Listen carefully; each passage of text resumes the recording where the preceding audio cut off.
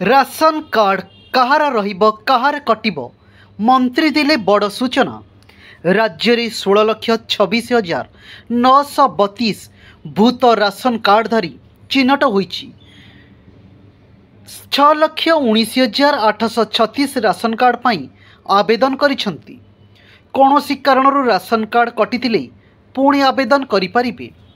सरकार केवाईसी लागू करुछंती, जहा द्वारा अयोग्यଙ୍କ ना कटिजिबो बोली मंत्री कहिसेंती। केंद्र सरकार जातीय खाद्य सुरक्षा योजना रे राज्य पाई 3.25 कोटी लोकों को सामिल करा जाइछि। केंद्र सरकार यार कोटा बढ़ाऊ नांती। अन्य पक्षरे बीजेडी सरकार अमल रे कार्यकारी हेउथिबा राज्य खाद्य सुरक्षा योजना रे प्राय 10 लाख हिताधिकारी को सामिल करा जाइछि। तेबे 2022 रु नूतन राशन कार्ड इश्यू करा जाऊ नाही, किंतु स्वास्थ्य कार्ड हातेबा पाई बहु संख्यार राशन कार्ड लगी आवेदन हेबारु नूतन कार्ड इश्यू बंद करा जाइथिला।